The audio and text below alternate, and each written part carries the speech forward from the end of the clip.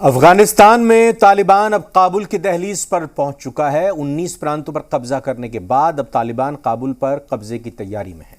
तालिबान ने कहा है कि अफगानिस्तान में रहने वाले भारतीयों को उनसे कोई खतरा नहीं है। हालांकि उसने ये गीदड़ भभकी जरूर दी है कि भारत अगर अफगानिस्तान में सेना भेजता है तो ठीक नहीं होगा।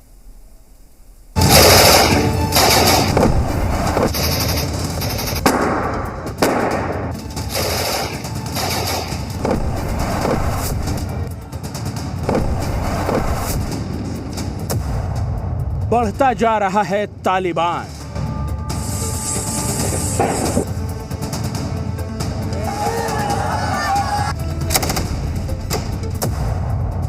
कांप रहा है अफगानिस्तान। अफगानिस्तान में तालिबान राज बस आने ही वाला है, इसमें न कोई शक रह गया है और न ही संदेह।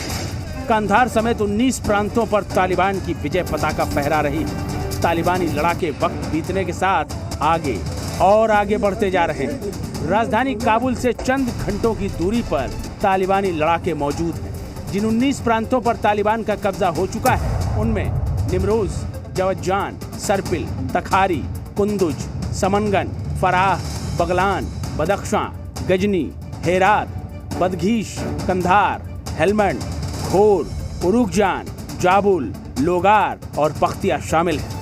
अफगानिस्तान में मजबूत होते तालिबान से वहां रहने वाले भारतीय भी खौफजदा हैं। हालांकि तालिबान के प्रवक्ता ने अफगानिस्तान में रहने वाले भारतीयों को लेकर बड़ा बयान दिया है। तालिबान ने कहा है कि अफगानिस्तान में रहने वाले भारतीयों को उनसे कोई खतरा नहीं है। तालिबान प्रवक्ता मोहम्मद सुहेल शाहीन ने कहा,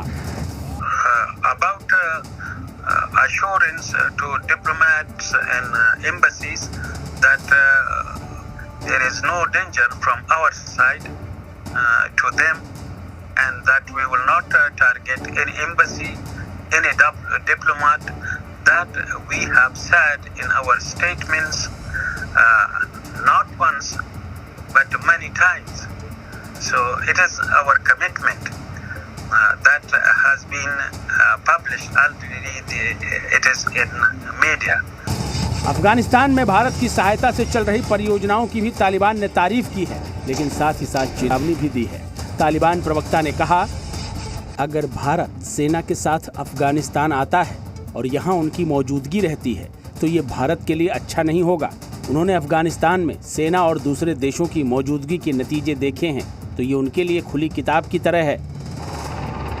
तालिबान की इस चेतावनी के बीच भारत ने भी दो टूक कह दिया है कि अफगानिस्तान में ताकत के बल पर बनी सरकार को वो मान्यता नहीं देगा। भारत के अलावा जर्मनी, कतर, तुर्की और कई दूसरे देशों ने भी अफगानिस्तान में हिंसा और हमले तुरंत रोकने की अपील की है। वहीं राजधानी काबुल में सरकार और सैन्य अधिकारियों की सरगर्मी भी बढ़ गई है। शुक्रवार को ही राष्ट्रपति अशरफ गनी ने राष्ट्रीय सुरक्षा को लेकर एक हाई लेवल मीटिंग की। इसके बाद उन्होंने इस्तीफा देने की अटकलों को खारिज कर दिया और कहा कि हम तालिबान से मजबूती के साथ लड़ेंगे। तालिबान की बढ़ती ताकत के बीच काबुल में अफरा तफरी का माहौल है। किसी को नहीं पता कि आगे क्या होगा। कोई कह रहा है राष्ट्रपति गनी इस्तीफा दे देंगे तो कोई कह रहा है कि तालिबान से मुकाबला किया जाएगा। लोगों की समझ में कुछ भी नहीं आ रहा है। अफगानिस्तान के लोग दहशत और अनिश्चितता के माहौल में सांस ले रहे हैं। ब्यूरो रिपोर्ट, जी मीडिया।